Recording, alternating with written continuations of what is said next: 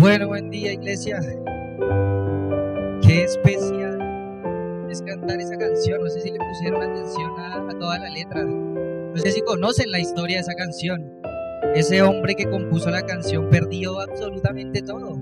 Perdió a su familia, perdió su trabajo, se fue a la quiebra, perdió su casa, perdió todo.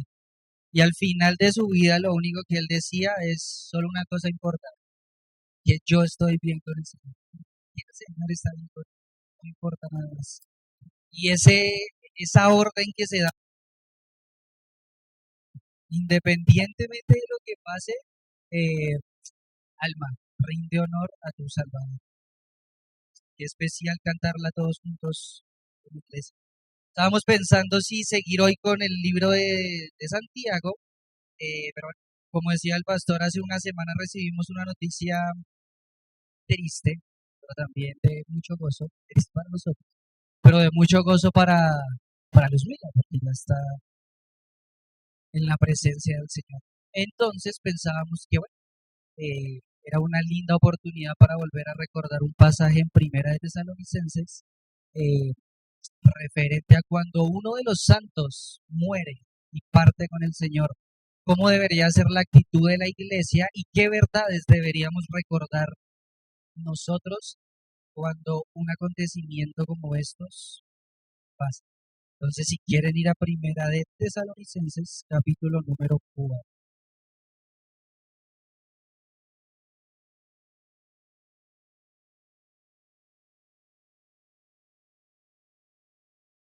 Primera de Tesalonicenses 4, versículos del 13 al 18.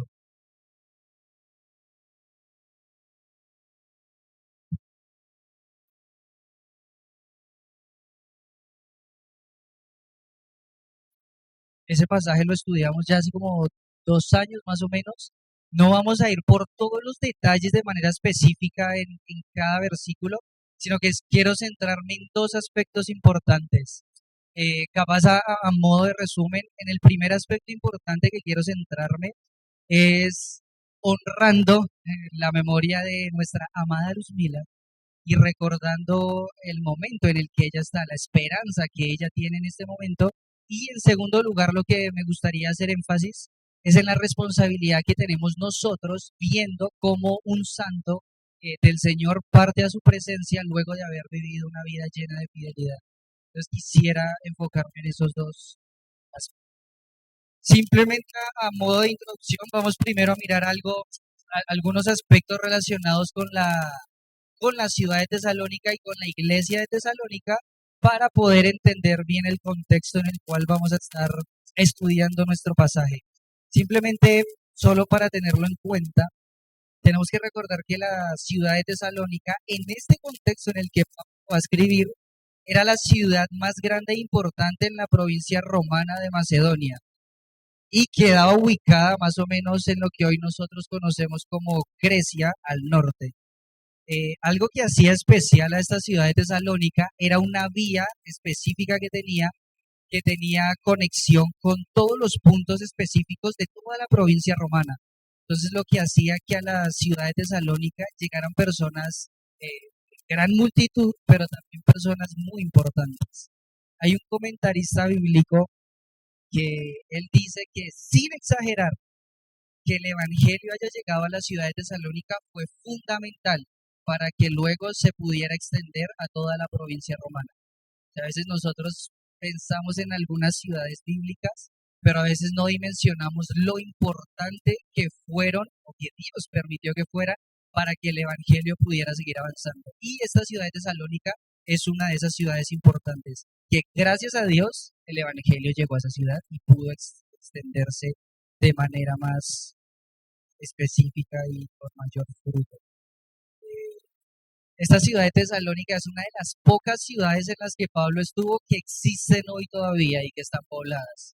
Hoy es una de las ciudades más importantes de Grecia, pero el nombre cambió. Hoy ya no es Tesalónica, sino es conocido como la ciudad de Salónica, nada más. Algunas generalidades de esta epístola, para tenerlo en cuenta, sabemos que el autor, ahí en el capítulo 1, versículo 1, está claramente establecido, fue Pablo, Silas y Timoteo. Pablo, Silas y Timoteo, mayor énfasis en el apóstol Pablo, fue el autor principal de esta carta. Los destinatarios, también en el versículo 1 del capítulo 1, se define claramente como la iglesia que está en Tesalónica, los salvos en Cristo Jesús que se encuentran en la ciudad de Tesalónica. El lugar en el que Pablo escribió esta epístola fue en Corinto. Fue en Corinto.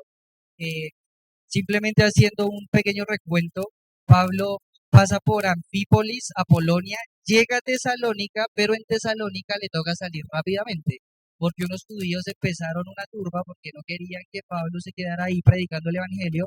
Entonces rápidamente a Pablo le toca salir para la ciudad de Berea, que estaba cercana.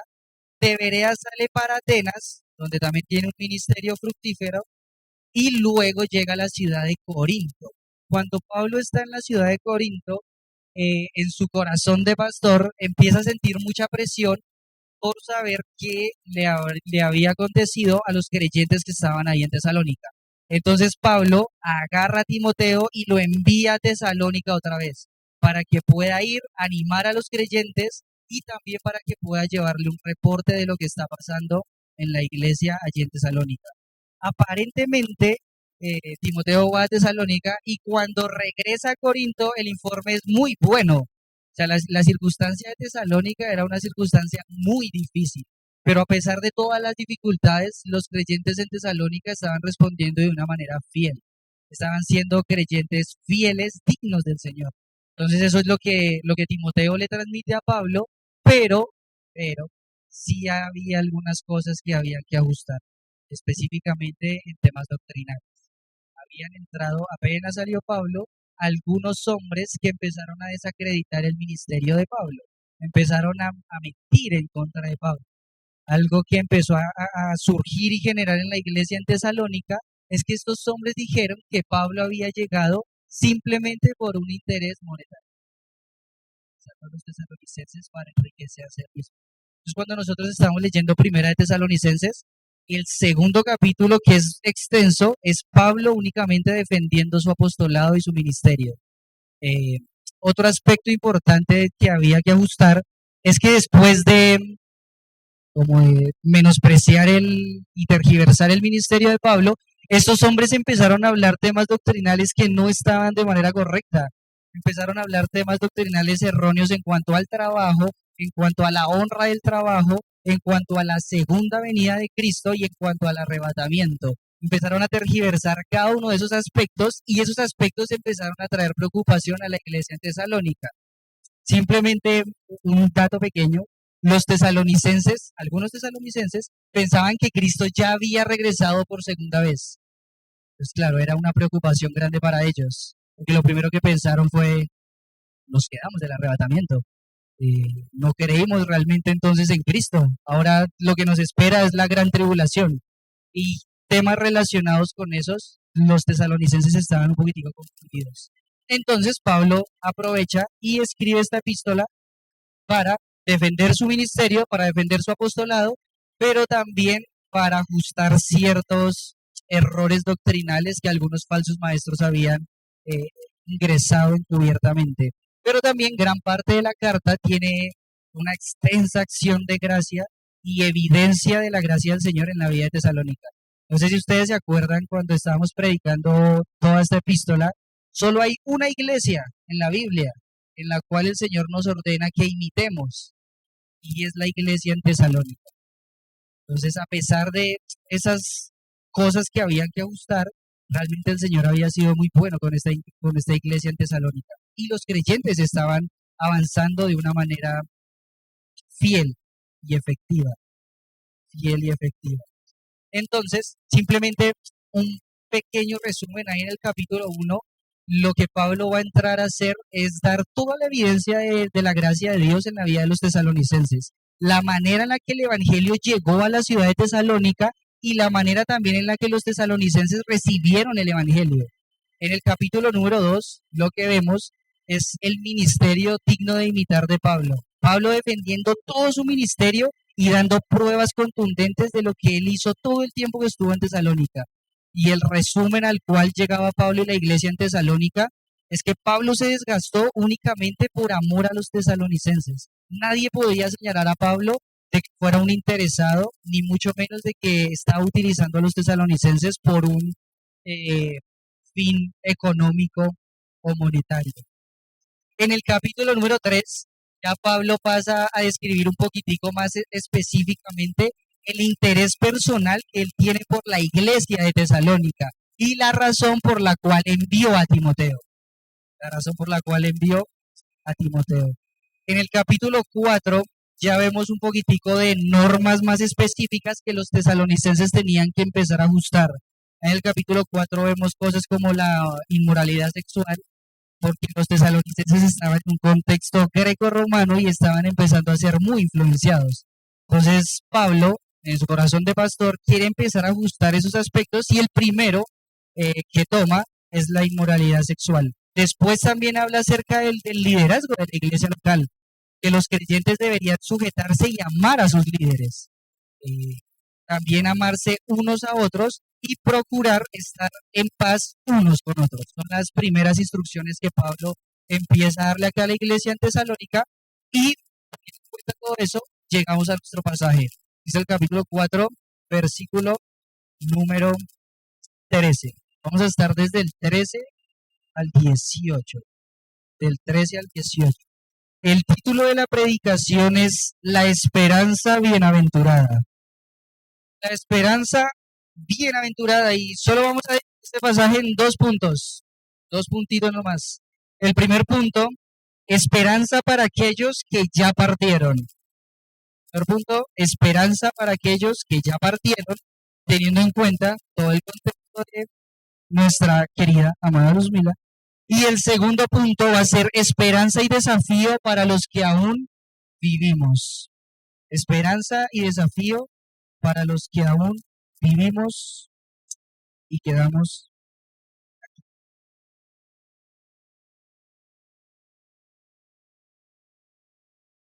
Vamos a leer del versículo 13 al 18. Y dice, tampoco queremos, hermanos, que ignoréis acerca de los que duermen, para que no os entristezcáis como los otros que no tienen esperanza. Porque si creemos que Jesús murió y resucitó, así también traerá Dios con Jesús a los que durmieron en él. Por lo cual os decimos esto en palabras del Señor, que nosotros que vivimos, que habremos quedado hasta la venida del Señor, no precederemos a los que durmieron. Porque el Señor mismo, con voz de mando, con voz de arcángel y con trompeta de Dios, descenderá del cielo y los muertos en Cristo resucitarán primero. Luego nosotros, los que vivimos, los que hayamos quedado, seremos arrebatados juntamente con ellos en las nubes para recibir al Señor en el aire y así estaremos siempre con el Señor. Por tanto, alentaos unos a los otros con estas palabras. Para poder entender bien el texto en su contexto, tenemos que primero lograr identificar cuál era el pensamiento de la iglesia en Tesalónica para que Pablo tuviera que haber escrito esta sección de manera específica.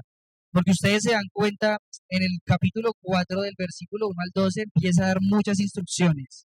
Pero cuando llega al versículo 13 hay un cambio en la instrucción y Pablo no está siguiendo ninguna idea de pensamiento, solo cambió rápidamente de tema. Entonces habría que pensar qué estaba pasando por la mente de la iglesia en Tesalónica para que Pablo escribiera toda esta sección. Y algo que era muy común en la iglesia en Tesalónica, pero bueno, no solo en la iglesia en Tesalónica, sino en la iglesia primitiva en general, es que estos hermanos creían que el regreso de Cristo iba a ser inminente y mientras ellos todavía estaban con vida. Algo que dominaba en la iglesia local es que ellos no veían el arrebatamiento o la segunda venida de Cristo como algo futuro lejos. Ellos lo veían muy cerca. Ellos pensaban que todos iban a estar vivos cuando Cristo viniera por su iglesia y cuando Cristo regresara por segunda vez. Capaz en la mente de los creyentes no estaba muy presente la muerte.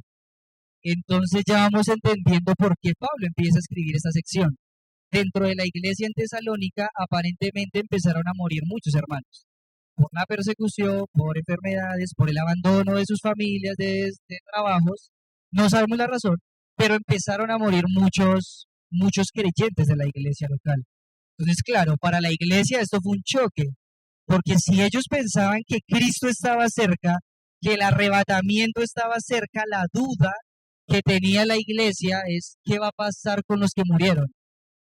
Ellos no van a tener las ventajas que nosotros tenemos de encontrarnos directamente con Cristo. Ellos se van a perder el acontecimiento más impresionante que puede existir, que es ser arrebatados para encontrarnos en las nubes por el Señor. Y aparentemente cuando Timoteo va a Pablo a darle el reporte, esta área era algo que estaba afectando en gran manera a los tesalonicenses. Y era una iglesia que aparentemente estaba muy afligida.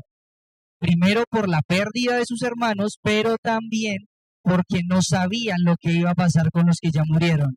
Y también porque pensaban que los que habían muerto se iban a perder y no iban a tener los mismos privilegios que iban a tener los que estuvieran vivos cuando Cristo regresara. Cuando Cristo regresara. Simplemente quiero hacer un pequeño paréntesis. Creo que es necesario. A veces cuando nosotros hablamos del arrebatamiento o la segunda venida de Cristo, son dos cosas completamente diferentes. El arrebatamiento no es la segunda venida de Cristo. En el arrebatamiento, lo vamos a ver más adelante, Cristo va a bajar a las nubes y ya. Cristo no va a tocar la tierra en el arrebatamiento. Nos encontramos con Cristo en las nubes y subimos con Él. Pero en la segunda venida, Cristo sí va a venir a tocar la tierra, va a tocar el monte de los olivos. En el arrebatamiento, Cristo no va a venir para juicio. En el arrebatamiento, Cristo viene a las nubes, toma su iglesia y la lleva con Él, a lo que después conocemos como el tribunal de Cristo. En la segunda venida de Cristo, sí va a venir para juicio. Va a tocar el monte de los olivos, el monte de los olivos se parte y ahí es donde, bueno, el Señor va a juzgar a toda la raza humana incrédula al final de la tribulación y de la gran tribulación. Entonces, ahí en sus Biblias, arribita del versículo 13, ustedes tienen como título la venida del Señor, pero este pasaje no va a hablar de la venida del Señor. No es la venida del Señor la que Pablo está hablando, es el arrebatamiento. Tampoco está hablando del arrebatamiento. Lo que Pablo va a hablar es los muertos en relación con el arrebatamiento, pero el énfasis está en las personas que murieron. Pero simplemente como una pequeña aclaración, el arrebatamiento y la segunda venida son dos cosas completamente diferentes. Entonces, teniendo en cuenta este pequeño contexto de la iglesia en Tesalónica, por estas razones que había bastante preocupación y tristeza frente a los fallecimientos dentro de la congregación. Cada creyente de la iglesia primitiva anhelaba el arrebatamiento. Cada creyente de la iglesia primitiva anhelaba escuchar la voz de Dios cuando Él convoque a su iglesia para ser tomados por Él. Pero lo que no tenían idea era lo que pasaría con las personas que ya habían muerto. Era una incógnita inmensa que tenían. ¿Qué va a pasar con ellos? ¿Se van a perder ese suceso? ¿No van a estar presentes? ¿Nos vamos a encontrar con ellos o nunca más los vamos a volver a ver? Entonces, por esa razón es que Pablo va a escribir esta sección. En primer lugar, esta sección Pablo no la escribe para hablarnos acerca del arrebatamiento.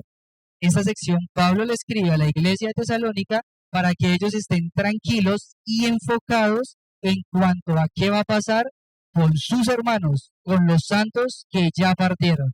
Entonces, el énfasis de este texto está en los santos que ya partieron. Además, también generalmente cuando una iglesia está pasando por alguna situación difícil, donde trae dolor y sufrimiento, generalmente con estas emociones lo primero que va a aparecer es el desenfoque. Siempre, siempre. Es difícil que una persona que está abrumada por su tristeza y por su aflicción pueda ver las circunstancias de forma clara. Entonces Pablo, al estar tan interesado por la iglesia de Tesalónica y al ver que es una iglesia tan madura, no quiere que la iglesia se llegue a desenfocar por la tristeza que está empezando a sentir cada uno de sus miembros. Entonces por eso también va a escribir esta sección, para poder animar el corazón de ellos y que ellos puedan seguir avanzando de una manera efectiva y digna del Señor como lo han venido haciendo hasta este momento. Ahí Spurgeon en cuanto a este primer versículo del 13 dice: se nos permiten las lágrimas pero deben brillar a la luz de la fe y la esperanza. Jesús lloró, pero nunca se quejó. Estar inquieto o desanimado por el descontento está no muy bien ante los ojos del Señor. Nosotros también podemos llorar, pero no como quienes no tienen esperanza, ni tampoco como si olvidáramos que hay un mayor motivo de alegría que de tristeza por la partida de nuestros hermanos.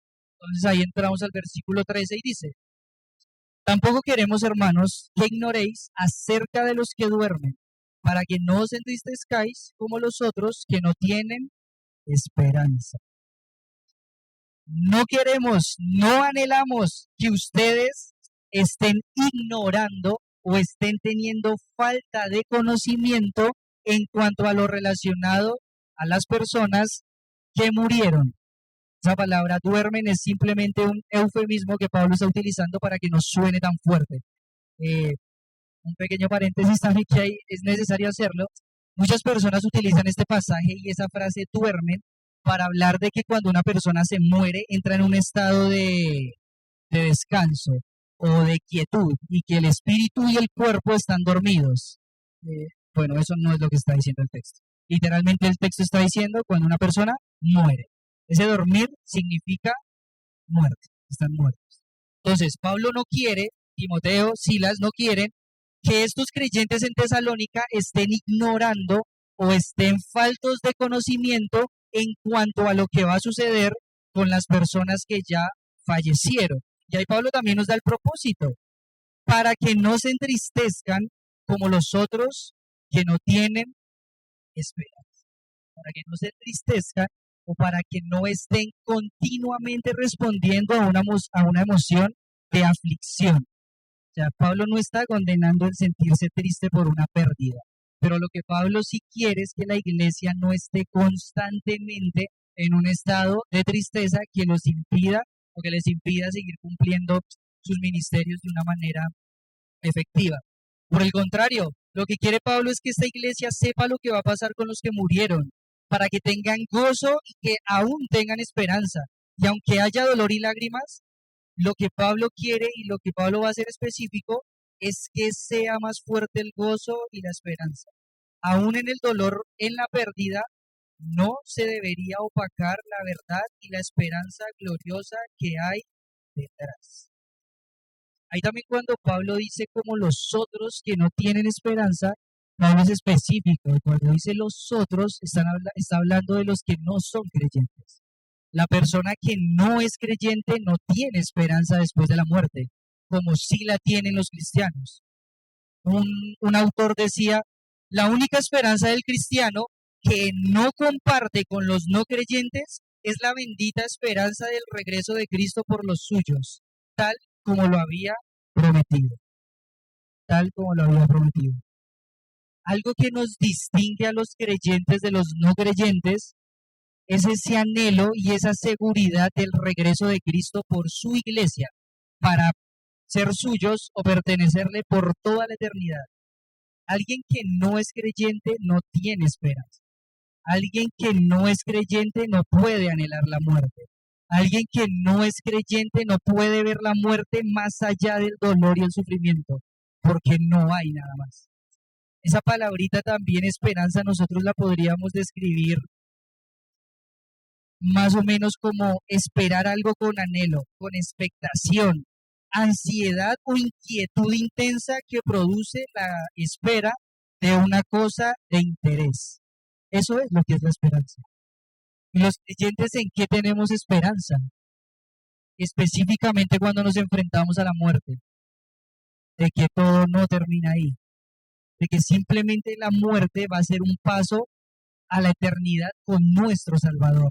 Un autor decía en algún punto, en la muerte nosotros simplemente cerramos nuestros ojos aquí y inmediatamente, apenas los abramos, vamos a ver a Cristo mismo recibiendo. Y es la esperanza que cada creyente tiene. Una persona que no es creyente no tiene esa esperanza. Y creo que también es nuestra responsabilidad decir, si en este momento aquí hay alguien que todavía no ha puesto su confianza en Cristo, por razones obvias esa persona no anhela el regreso de Cristo. esa persona por razones obvias no puede ver la muerte con gozo, y más bien es una alerta. La persona que en este momento aquí esté sin Cristo, sin haberle entregado su vida completamente a Cristo, eh, bíblicamente tendría que tener terror de morir, porque la Biblia dice que la única manera en la que yo puedo entregar mi vida al Salvador es mientras yo esté aquí en la tierra. Una vez que los ojos se cierren para siempre, que una vez que el ser humano muera, ya no hay oportunidad. Todos los seres humanos van a encontrarse delante de Dios en el juicio del gran trono blanco. Muchos en ese momento van a confesar que Cristo es Dios. Bueno, muchos no, todos en ese momento van a confesar que Cristo es Dios. Pero en ese momento ya no hay esperanza para esas personas. En ese momento ya no hay vuelta atrás. Dios fue muy específico. La única forma o el único lugar en el que el ser humano puede correr a los pies de Cristo para perdón de sus pecados es aquí en la tierra, mientras esté vivo. Una vez que un ser humano fallece y muere sin Cristo, no hay esperanza, porque no hay otra alternativa que el pago de él mismo por sus pecados. Entonces Pablo es muy específico. Ustedes que son la iglesia del Señor no pueden tener la misma emoción o el mismo sentimiento que tienen aquellos que no conocen al Señor cuando tienen una pérdida, porque ciertamente para ellos no hay esperanza. Y no podemos mentirle a las personas que están afuera y tienen una pérdida. No hay esperanza para esas personas que murieron.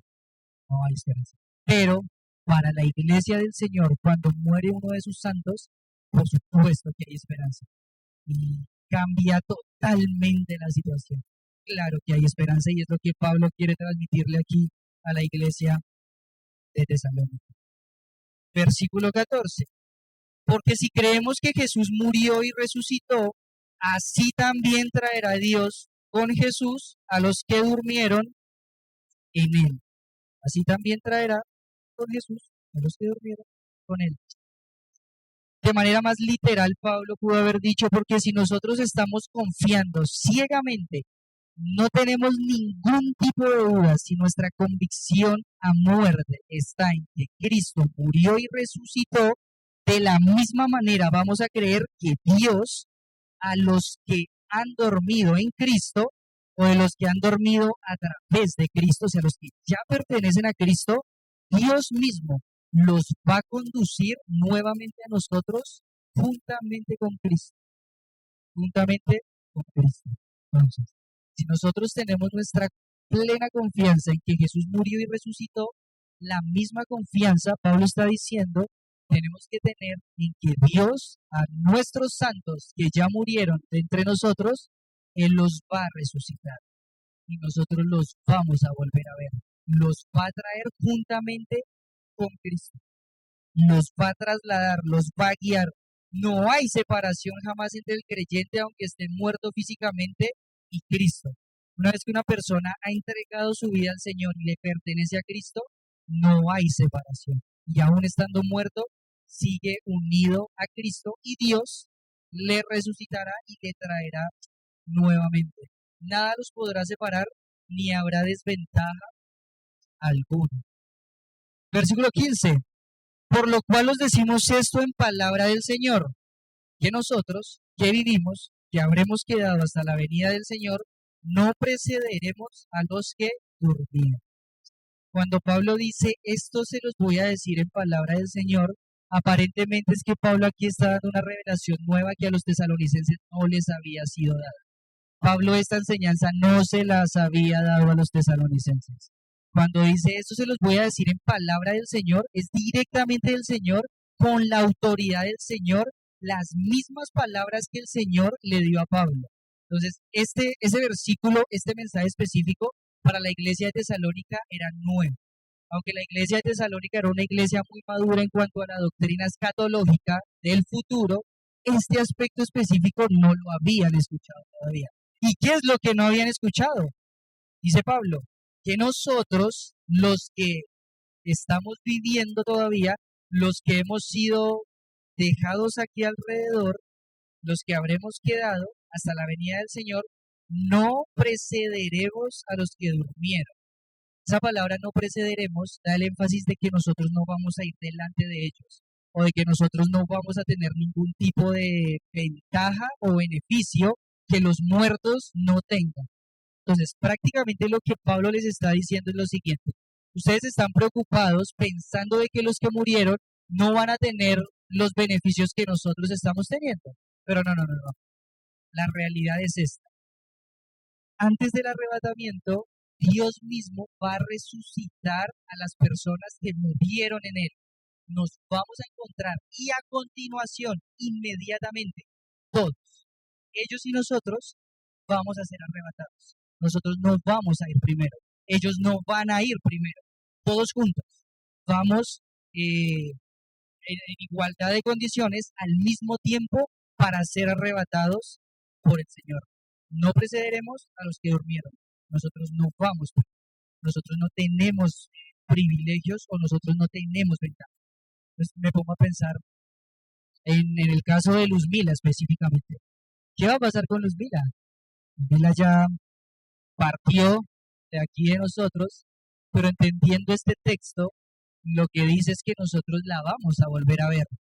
Nosotros nos vamos a ver con ella nuevamente, nos vamos a unir con ella y a continuación, inmediatamente, vamos a ser arrebatados juntamente, tanto ella como nosotros, al mismo tiempo. No tenemos beneficios. Ella no tiene más beneficios que nosotros. Juntamente, todos, como iglesia, vamos a ser arrebatados al Señor. Versículo 16. Porque el Señor mismo, con voz de mando, con voz de arcángel y con trompeta de Dios, descenderá del cielo, y los muertos en Cristo resucitarán primero. Luego nosotros, los que vivimos, los que hayamos quedado, seremos arrebatados juntamente con ellos en las nubes para recibir al Señor en el aire, y así estaremos siempre con el Señor. Simplemente algunas anotaciones del versículo 16, aunque no vamos a ir a profundidad, cuando dice, porque el Señor mismo, es especial ese pasaje, porque lo que quiero que entendamos es que es el novio bajando a recibir a su novia, que es la iglesia. No va a mandar a nadie más, no va a mandar un mensajero, es él mismo, su presencia. Él desciende, convoca a la novia responde a ese llamado y es unida para siempre con el Señor. Entonces, él mismo, Dios mismo, con voz de mando. Ese voz de mando daría la idea de una voz o un grito con autoridad. O sea, simplemente Dios da la orden y la iglesia es arrebatada. No hay nadie que se resista. Es un llamado irresistible. Entonces, Jesús desciende al cielo, Dios llama a la iglesia y la iglesia responde. El novio convoca a su novia y la novia inmediatamente es arrebatada para encontrarse en las nubes. Cuando dice con voz de arcángel, creo que ese es uno de los textos más difíciles de interpretar porque literalmente no sabemos qué se refiere con voz de arcángel. No sabemos si juntamente con la voz de Dios va a haber un ángel que va a estar también haciendo un llamado. Eh, Muchos comentaristas bíblicos tampoco pueden ponerse de acuerdo en cuanto a este aspecto específico. Pero la manera en la que nosotros podríamos resumirlo es que ese con voz de arcángel podría ser más específicamente al rango al que podríamos apelar. Entonces, literalmente podría ser el gobernante de los mensajeros. Entonces, con voz de arcángel o con voz de aquel gobernante de estos mensajeros, que podría estar haciendo énfasis o refiriéndose a Dios mismo. O sea, esta voz con la que la iglesia va a ser convocada no es cualquier voz. Entonces ya vemos, es un grito de toda autoridad, pero en este segundo énfasis nos da la idea de que es una voz de un gobernante que tiene a su cargo a todos los mensajeros. Y si todos los mensajeros responden a esa voz, cuánto más su iglesia y cuánto más su novia. Y con trompeta de Dios. Y ese trompeta de Dios también hay una discusión grande, porque muchas personas piensan que cuando Pablo aquí está diciendo con trompeta de Dios, Pablo se está refiriendo a las trompetas del Apocalipsis. Entonces, claro, muchas personas piensan, la iglesia va a ser arrebatada después de la gran tribulación, cuando suenen todas las trompetas, porque aquí está diciendo que cuando suene la trompeta, y en otro pasaje en Primera de Corintios, Pablo dice, y a la final trompeta seremos arrebatados juntamente con él. Pero la palabra no es específicamente la misma. Y la idea que está en Apocalipsis no es la misma idea de trompeta que Pablo está utilizando aquí. Cuando Pablo aquí está utilizando la palabra de trompeta, simplemente Pablo está dando el énfasis de que se va a tocar algo que va a convocar, pero no está hablando en ningún momento de trompeta que hable específicamente de juicio, como si lo hace en Apocalipsis. Entonces, simplemente para tener en cuenta, Dios va a resucitar a los muertos que ya murieron, que fueron creyentes. Una vez ellos resuciten, a continuación, inmediatamente, todos nosotros vamos a ser convocados con una voz de autoridad directamente de Dios. Él mismo va a descender a convocar a su iglesia con esa voz de aquel gobernante que tiene bajo su cargo a todos los mensajeros y todos le obedecen. La iglesia también le va a obedecer. Y en forma de que se va a escuchar la voz y se va a convocar. Y simplemente la iglesia va a responder a esa convocación que Dios está haciendo. A esa convocación que Dios está haciendo. Entonces, simplemente para dejar claro el énfasis y el primer punto, la esperanza para aquellos que ya partieron es que ellos no van a perderse este acontecimiento específico. Es que no hay por qué estar triste con aquellos que ya partieron, porque ellos van a ser primicias del Señor. Ellos tienen un lugar especial para el Señor. Y cuando llegue aquel momento glorioso del arrebatamiento, cuando el Señor convoque a su iglesia, ellos van a estar junto con nosotros. Ellos van a estar en primera fila con nosotros. Y toda la iglesia, todos juntamente, vamos a ser arrebatados y llevados con el Señor. Y llevados. Eso para mí es especial. Algunas veces cuando hablábamos con Luzmila pensábamos en ese momento del arrebatamiento y ella hablaba con mucha fe. Ella quería estar en el arrebatamiento viva cuando el Señor regresara. Y pensamos cuando partió, pero no sé muchos de ustedes qué pensaron, cómo iba a ser ese momento de ella en el arrebatamiento. Pero ella tenía muchas ansias de que el arrebatamiento fuera pronto para encontrarse con el Señor. Y cuando yo estaba mirando este pasaje, yo pensaba, Dios va a cumplir el anhelo de su corazón. O sea, simplemente ella dejó de sufrir aquí en este mundo, pero ella va a estar en primera fila en ese momento. Va a vivir ese momento con tanta pasión y con tanta emoción, capaz como cada uno de nosotros. Entonces, esa es la esperanza que guardamos para nuestra amada hermana Luzmila que ya partió. Ella va a estar en primera fila en el arrebatamiento.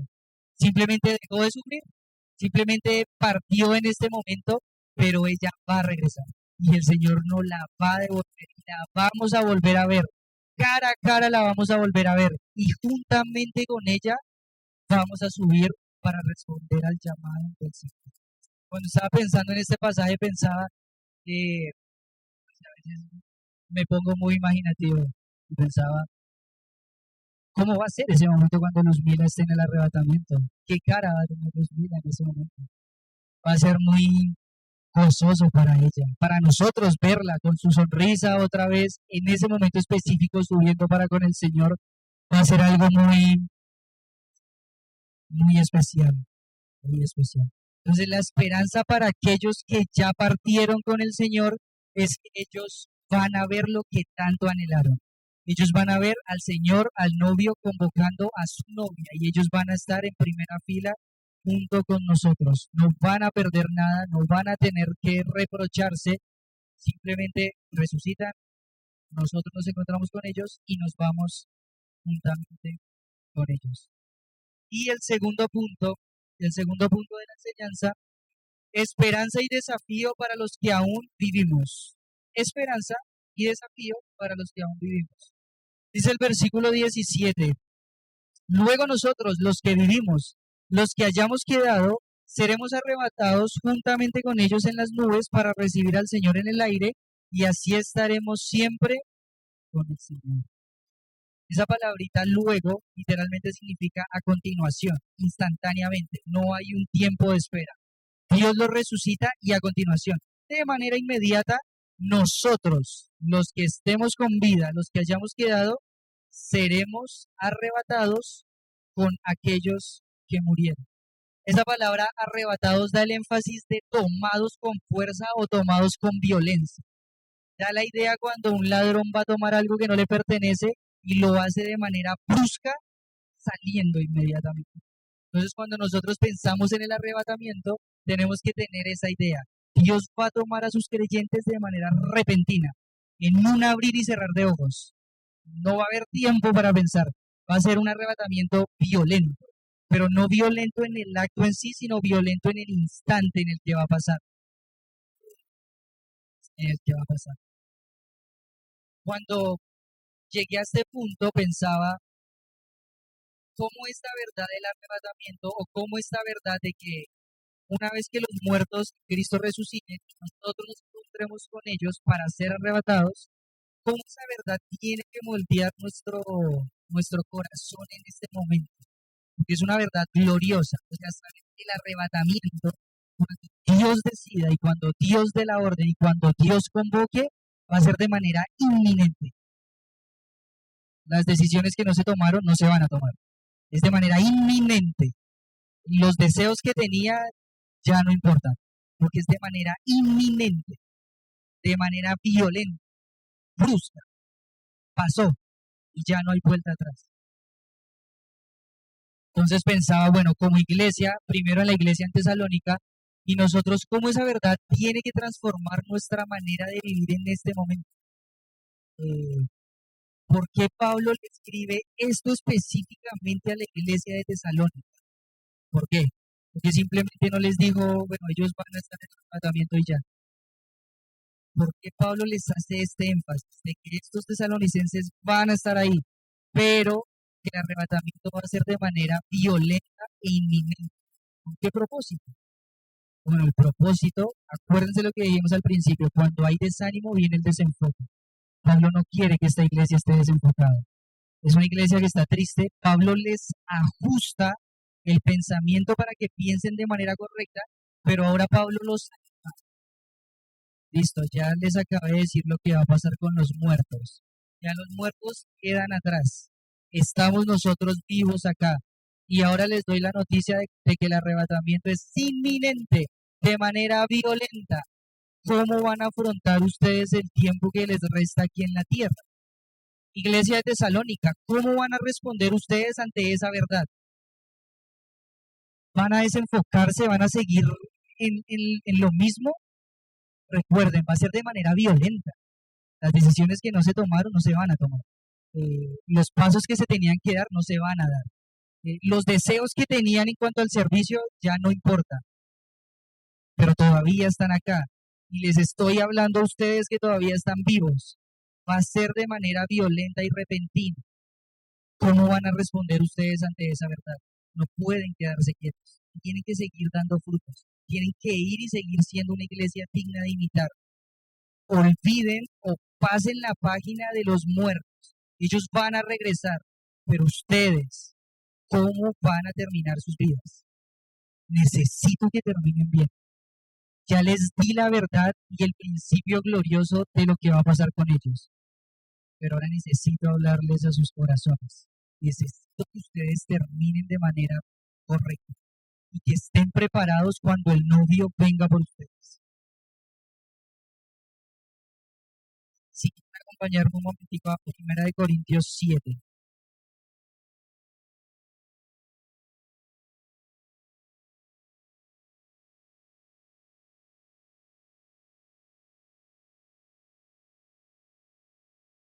Primera de Corintios 7:29. Primera de Corintios 7:29. ¿Ya están ahí? Todo este contexto, Pablo está hablando de la gracia de la vida, del regalo más grande que el Señor puede dar a una persona, pero también de la condición de cierto tipo de personas. Entonces, está hablando de cosas terrenales aquí, de cómo el creyente debería enfocarse. Pero vean este énfasis que Pablo termina haciendo. Pero esto digo, hermanos, que el tiempo es corto. Resta pues que los que tienen esposas sean como si no la tuviesen, y los que lloran como si no llorasen, y los que se alegran como si no se alegrasen, y los que compran como si no poseyesen, y los que disfrutan de este mundo como si no lo disfrutasen, porque la apariencia de este mundo se pasa. Pienso, este mensaje es específico, hubiera podido ser idéntico al cual le dio a los tesalonicenses. El arrebatamiento es inminente y de manera violenta. El tiempo es corto. Tienen que terminar bien. Tienen que correr hasta el final. Ahí cuando Pablo dice el tiempo es corto, daría la idea de una carrera larga, pero que ya está en su recta final. ¿Cómo tendría una persona que asumir esa recta final? A muerte en esa recta final. Ya estábamos hablando con los jóvenes de este pasaje y yo les decía, imagínense que Colombia estuviera en la final del mundo, la final del mundial. Colombia va ganando 1-0, quedan solo 5 minutos. ¿Cómo esperaría uno que los jugadores vivieran esos 5 últimos minutos? Así, caminando acá, que va el balón y... No, son los últimos 5 minutos para la gloria de un mundial, que un mundial pues no es nada comparado con lo que es el Señor. Pero ¿cómo esperaríamos nosotros que fueran esos 5 minutos? Si nosotros en el televisor vemos a un jugador ahí caminando, uno le provoca como meterse a la cancha y meter lo que ese jugador no quiere, porque son los últimos 5 minutos. Un jugador que tiene calambres, ¿qué va a hacer? No importa, son los últimos 5 minutos. Tenemos que acabar el partido. Prácticamente es la misma idea que Pablo está dando acá. El tiempo es corto, es la recta final. Tienen que terminar, no se pueden dormir, no pueden estar quietos, es la recta final. Piensen en este ejemplo también. Colombia va ganando la final del Mundial 5 minutos a Argentina. No se empate. Tiempo extra. Argentina nos mete el segundo, nos mete el tercero, nos mete el partido. Quedamos 4-1, perdimos el Mundial. ¿Qué pasa si apenas el juez pite, uno de los jugadores se parara y dijera, no, no, no, vamos a meterle que vamos a ganar la final? ¿Qué pensaríamos? Se acabó, ya no hay opción, se acabó. Era allá, en esos 5 minutos. Aquí ya no sirve de nada, perdimos, no hay nada más que hacer. Sería muy triste que Pablo, después de hablar del arrebatamiento y decir que es de manera inminente y violenta, nosotros termináramos los últimos días de nuestras vidas caminando la cancha. Quiere, lee, y que cuando llegue el arrebatamiento de manera repentina y violenta, ahí sí digamos, no, quiero hacer esto por el Señor. Se acabó, ya no hay opción. Lo que fue. Las decisiones que se tomaron, sí. Lo que no se tomó, no se tomó. Los pasos que no se dieron, no se dieron. Las coronas que perdiste, se perdieron. Las coronas que ganaste para el Señor ya son tuyas y de Él. Pero lo que no hiciste, no hay opción. Dios no quiere que su iglesia termine de esa manera. Pablo no quería que los tesalonicenses terminaran de esa manera. Pienso que una manera de honrar la memoria de aquellos santos que ya partieron es vivir con la misma fidelidad con la que ellos vivieron. Eso sería una manera de honrar la memoria de ellos.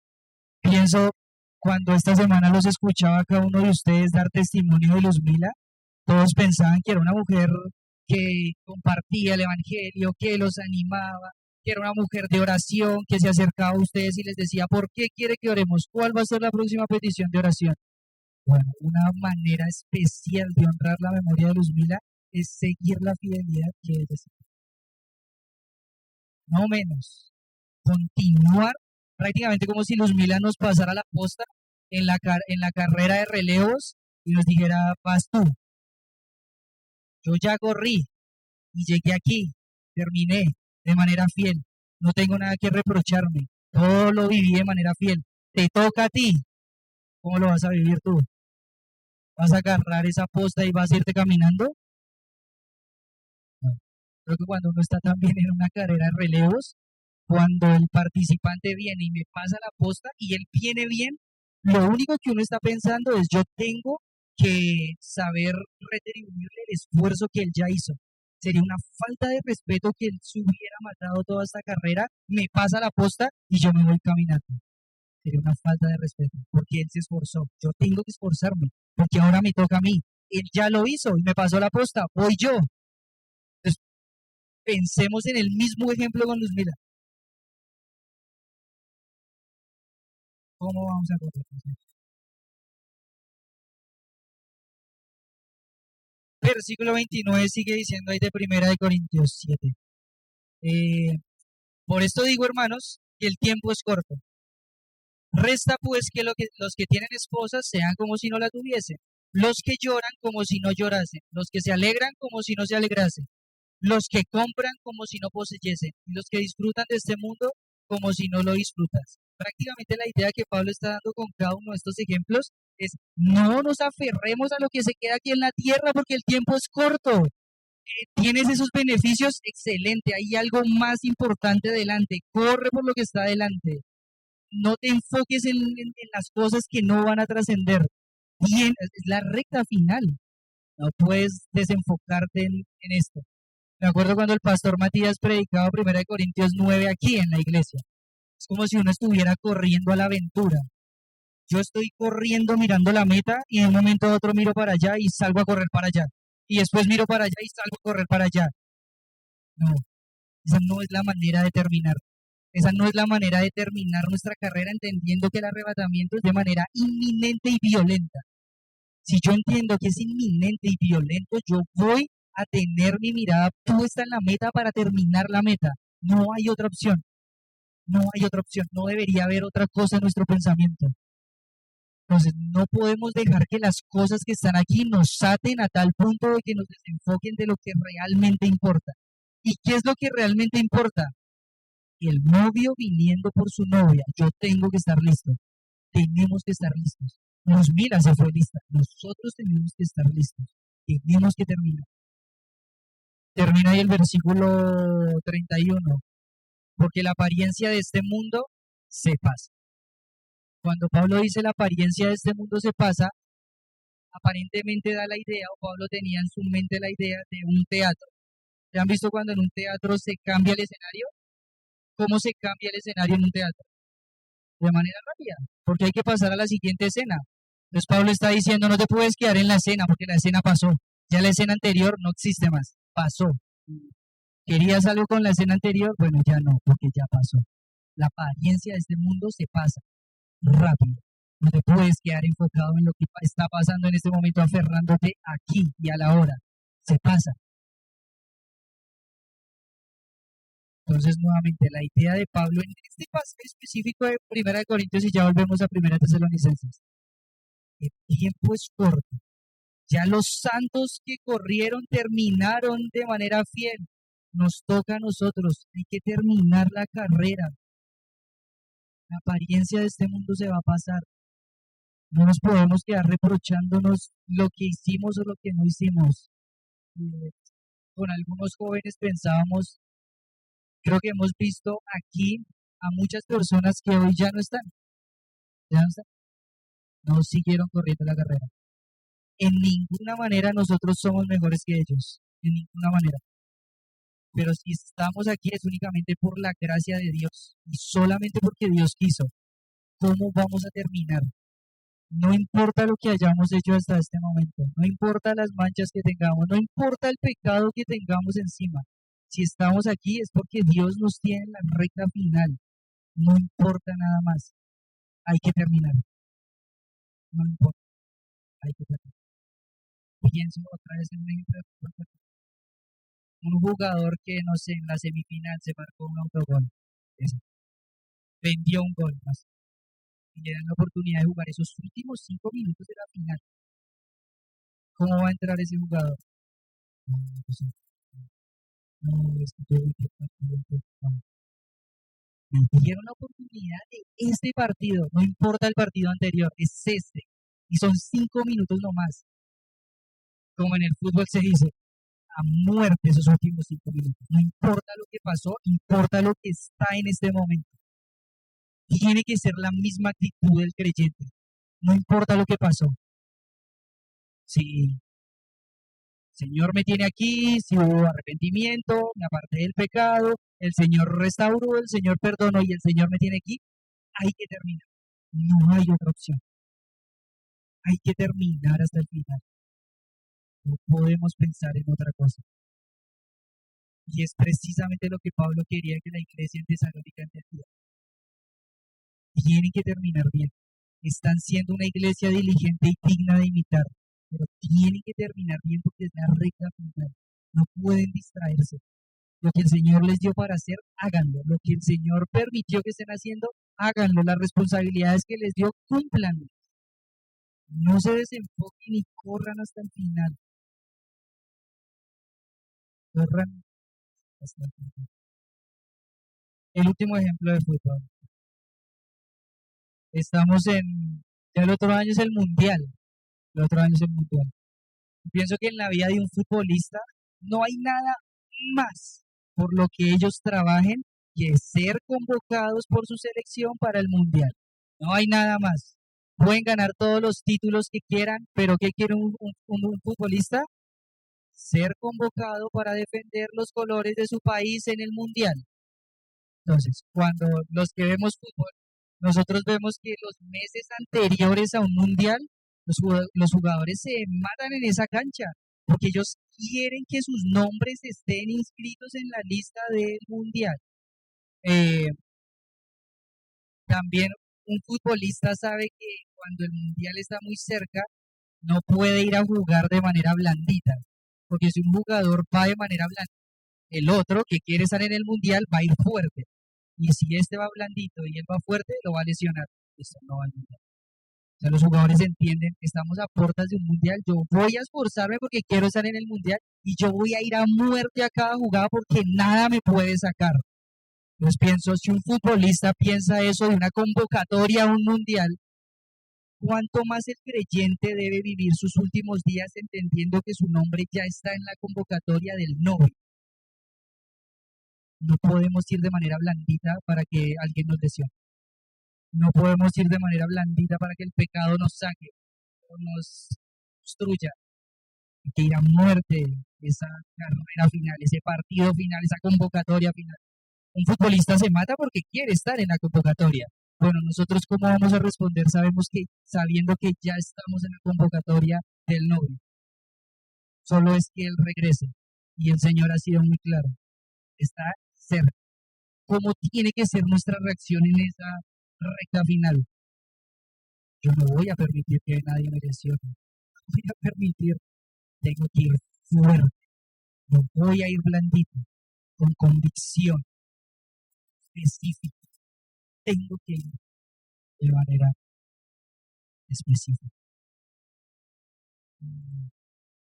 Lo que ustedes saben, muchas veces les he dicho, cuando en la palabra dice el Señor está cerca, a veces uno piensa como que la idea es a futuro, está cerca pero todavía se demora, o el Señor ya va a venir, pero es algo a futuro. Pero acuérdense, yo les he dicho que la traducción es presente.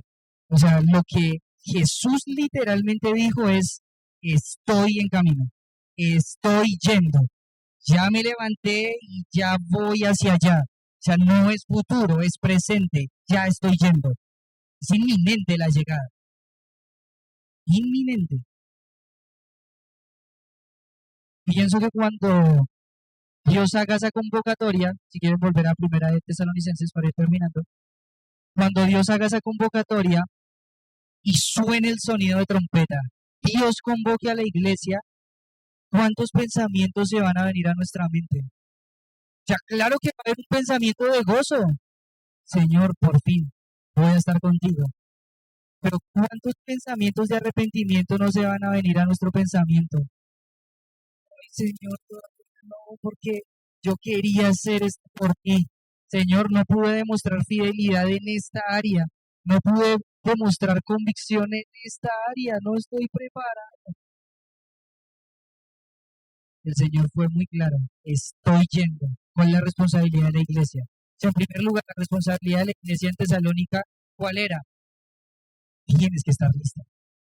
¿Estás triste porque los santos murieron? Bueno, ya te dije, ellos van a regresar. Tú, y estás todavía aquí. Necesito que te prepares, porque ya estoy en camino y me voy a encontrar contigo. Necesito que estés preparado. El último ejemplo para terminar. Creo que una de las historias que más me gusta de los mártires es la historia de Perpetua. Creo que a algunos ya les he contado la historia de Perpetua. Eh, Aproximadamente en los años 200 después de Cristo, a muchos cristianos los mataban en el Coliseo. Y a esta mujer Perpetua la agarraron por ser creyente, junto con otros creyentes, amigos suyos, y la metieron al Coliseo, a la arena.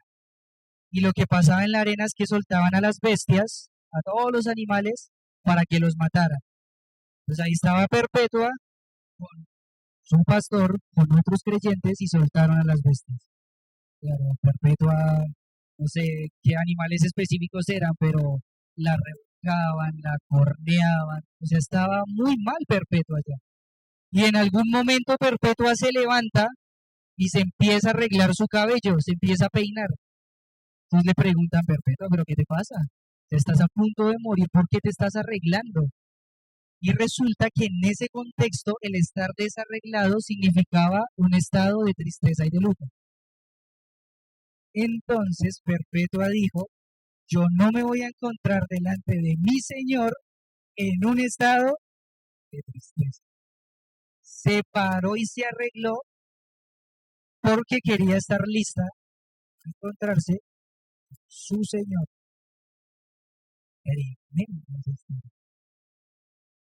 ¿Cuánto más nosotros como iglesia?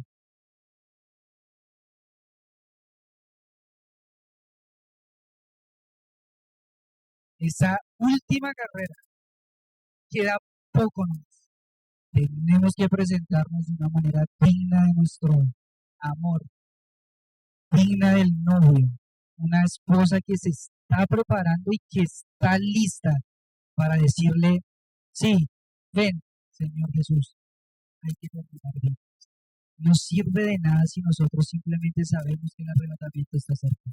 No sirve de nada si nosotros simplemente sabemos que los santos que ya partieron van a resucitar y que todos vamos a recibir al Señor.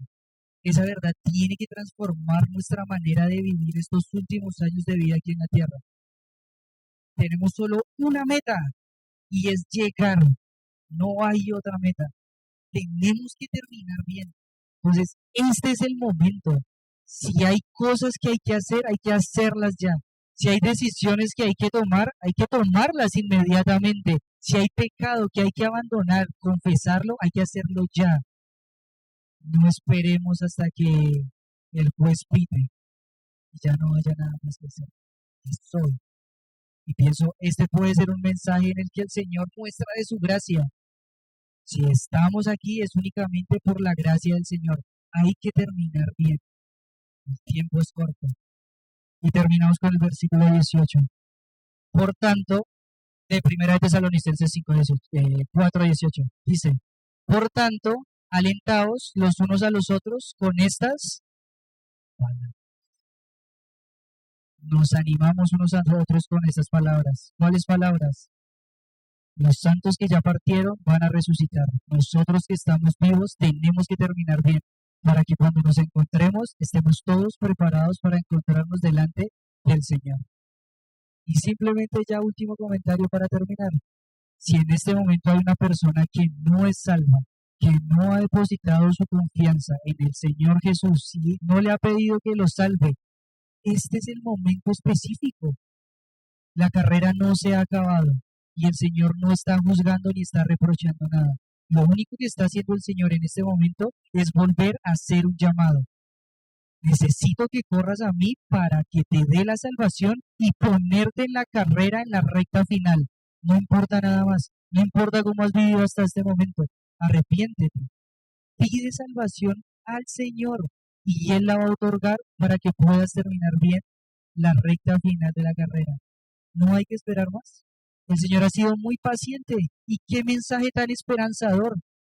No importa cómo hemos venido corriendo toda la carrera hasta este momento, no importa.